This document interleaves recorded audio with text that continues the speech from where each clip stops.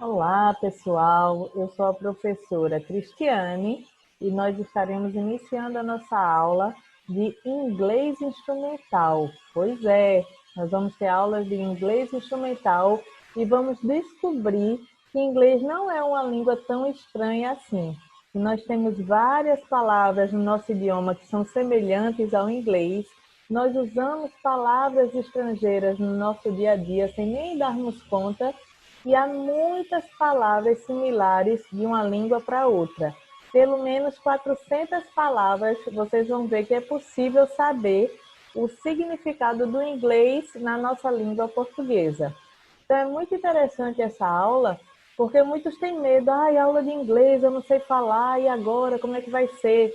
E nós viemos aqui para quebrar esse tabu, né? E trazer para vocês a boa notícia de que é possível sim você ler textos, identificar palavras e saber se esse texto é ou não interessante para o que você está precisando.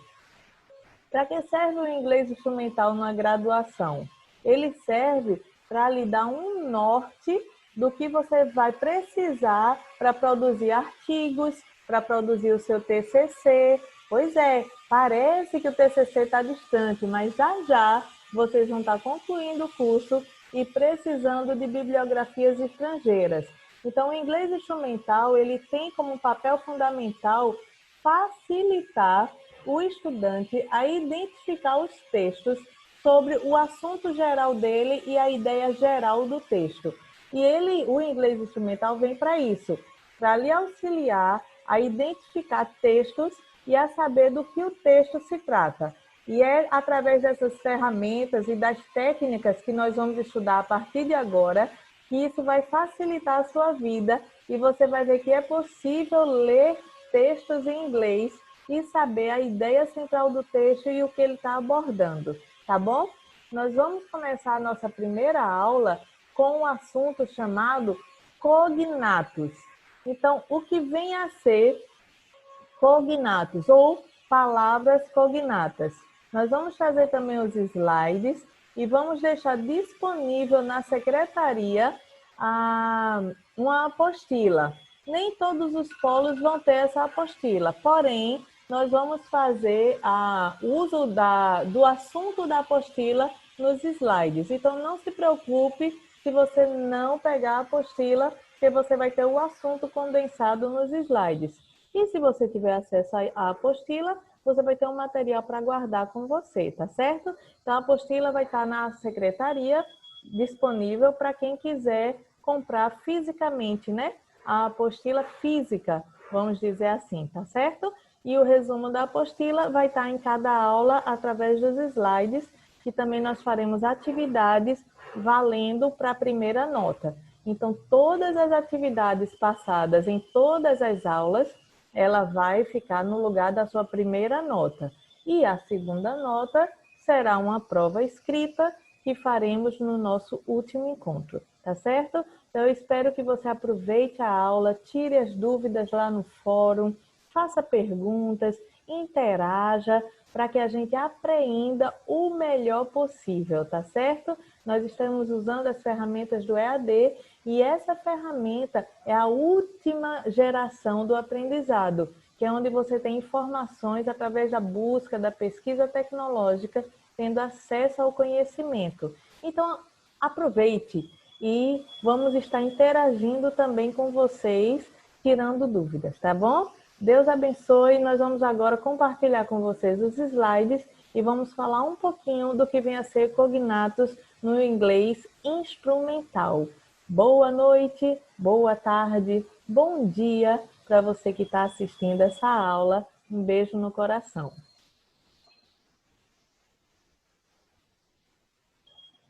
Então, nós vamos agora compartilhar o slide da aula, do nosso primeiro encontro, que é a aula de inglês instrumental com o assunto cognatos. Vamos só aguardar aqui o PowerPoint ser aberto. Ok. Ele está aqui já. Vou só puxar para cá um pouquinho.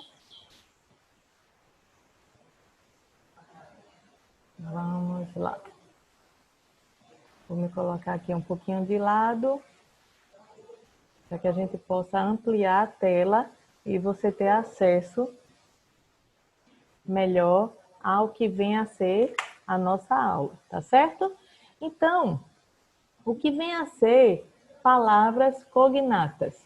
Cognatas são aquelas palavras que possuem a mesma origem, ou grafias iguais à nossa, ou semelhantes. Às vezes não é igual, mas é muito parecido, porque o radical vem do mesmo local, vem da mesma influência linguística. E aí, às vezes, possui algumas discrepâncias, mas cognatos são palavras do inglês, podendo ser de outras línguas, mas especificamente agora a gente vai falar de inglês, que tem os mesmos radicais, porque vem do mesmo tronco linguístico. Essas palavras possuem o mesmo radical em dois idiomas distintos, sendo pertencente à mesma família etimológica.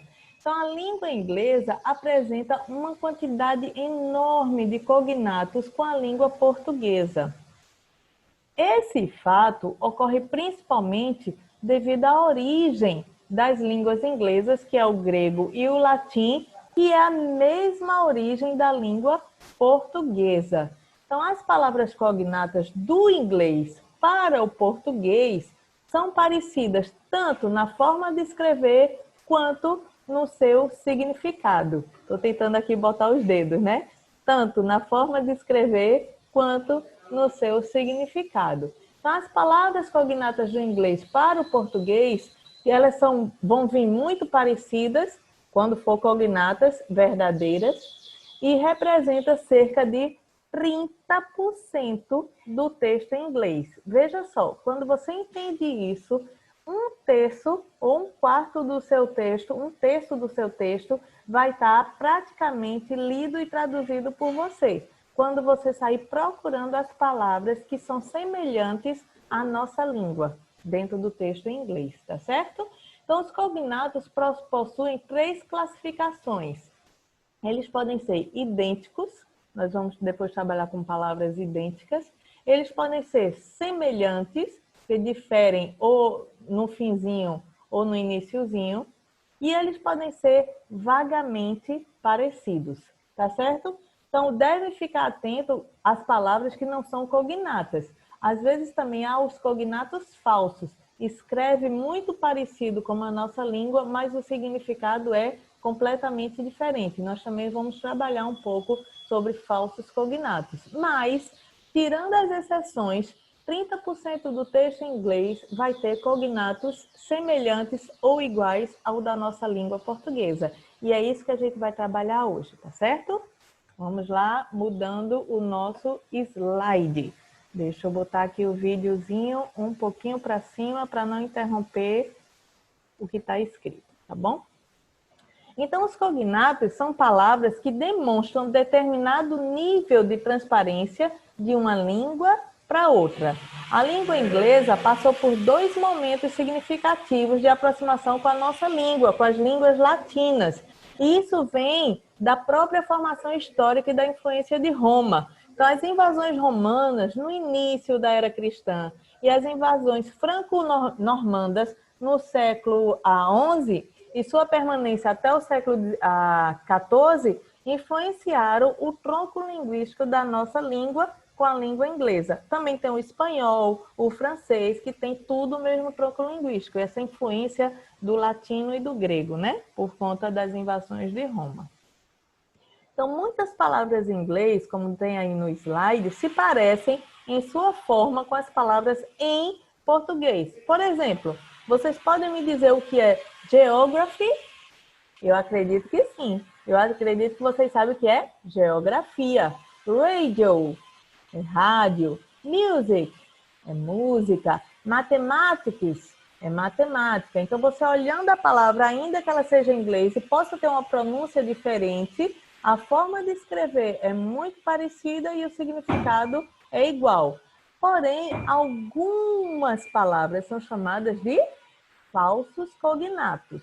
Por que, Cristiane? Porque vão escrever semelhante e vão ter significado e sentidos totalmente diferentes. né? É até engraçado quando a gente vê essas similaridades, mas que não são verdadeiras. Vejam só alguns exemplos de falsos cognatos. Por exemplo, quando eu digo actual, eu quero dizer exato, verdadeiro, mas ela lembra a palavra atual. Então é um falso cognato. Actually. Actually é uma expressão em inglês que significa na verdade. Na verdade, eu quero dizer isso. Então, na verdade, é actually, que a gente usaria talvez como atualmente, né? Advice significa conselho. Advise, aconselhar. Costume significa traje, vestuário. Cynic, eu acho que vocês pensaram aí que cynic pode ser cínico, mas não é. Cynic significa cético.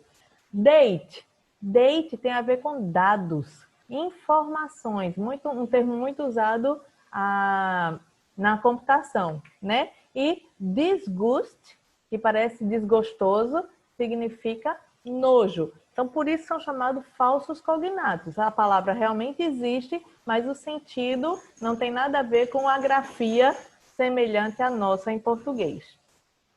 Fabric é tecido, intende é ter intenção de alguma coisa, pretend é fingir, lecture é palestra, notice é aviso e library é biblioteca, né? Então são palavras semelhantes à nossa com significados diferentes. Algumas palavras podem ter ou não o mesmo significado. Vejam só, argument. Argument lembra-nos argumento ou discussão. É o significado em inglês. Character significa personagem, mas a gente pensa que é caráter. Mas character é personagem. O que está entre parênteses é o que a gente pode pensar que às vezes dá certo e às vezes não. Então, há algumas palavras no parêntese que são similares à tradução literal e há outras palavras que não tem nada a ver, né? Então, consistente na tradução original é coerente. Nos lembra consistente. Demonstration é manifestação. Misery, ela pode ser tristeza, mas em algumas situações pode ser miséria. Relative pode ser parente e pode ser relativo. Realize pode ser perceber e pode ser realizar. Então, veja, na atividade 1, coloquei aí para vocês 4 frases cognatas. Veja que no fim do slide tem um nomezinho aqui, cognatos, né? Eu vou aqui com o mouse mostrar vocês, ó. No finzinho da palavra do slide tem o nome cognatos. E eu peço para que você tente traduzir essas frases em inglês usando a técnica do cognato verdadeiro. Cristiane, vai ter algum cognato falso nessas 4 frases? Nessas aqui, não. Que agora eu quero trabalhar com vocês o cognato que a gente chama de verdadeiro, onde a grafia, a escrita, né, vai ter o significado e a grafia similares ao da nossa língua portuguesa. Todas as atividades que eu passar vai ser para que a gente entregue sempre nas quintas-feiras. Lembre-se, a gente vai ter aula quintas e sextas, por exemplo. Então, todas as quintas você leva a atividade das quintas e sextas, tá bom? Mesmo se você não estudar nas quintas e sextas, você vai marcar sempre uma semana depois do primeiro encontro para trazer as suas atividades. Então, você vai fazer a atividade 1, que tem alguns quesitos, esse é o primeiro quesito, e vai me trazer na semana que vem, tá joia? O segundo quesito, a segunda questão é sobre falsos cognatos. Você vai ler a primeira frase aí, por exemplo, I pretend to be a good husband. Então, você vai tentar, sem usar o Google Tradutor, você vai tentar achar palavras que lembrem o português ou não, para tentar traduzir a frase, tá bom? My arm is very strong. Lembre que esse exercício agora é do falso cognato. Então, certamente, o que lhe lembrar Não é. Para você já ter aí uma alternativa para descartar. Actually, a gente já falou desse termo. I'm interested. Então, aí você vai tentar achar a resposta. Isso é exercício, gente. Então, não se preocupe. Ah, mas se eu errar, eu não vou tirar 10. A gente tira de 0 a 10 quando a gente faz. Não é quando a gente acerta ou erra. A minha avaliação não é medindo erros e acertos, é medindo o aluno trabalhando, tá certo? Então, o meu interesse é que você trabalhe os seus exercícios. Nota vem a partir do momento que você está fazendo os exercícios, seja acertando ou errando, tá bom? A gente sempre vai ter um momento da aula para corrigir também. Então, a gente vai tirando as dúvidas na correção, tá bom? Então, o terceiro exercício tem a ver com palavras cognatas. Você vai tentar ler esse textinho aí, usando a técnica dos cognatos, e vai responder em português, mas sem olhar em lugar nenhum, através do texto, o que é bioinformática, tá bom? Usando as palavras do texto para que a gente treine em português, tá bom, gente? E, finalmente, você vai, através do textinho que a gente leu agora há pouco, que você vai ler em casa, você vai tentar me traduzir essas palavras que já estão em português para o inglês, pescando elas do texto. Mais uma vez, temos uma apostila que vamos deixar disponível com você, se você quiser adquirir. Tá joia? Deus abençoe, foi muito bom estar com vocês e vamos caminhar juntos. Juntos somos mais fortes. Tchau, gente. Tchau, tchau.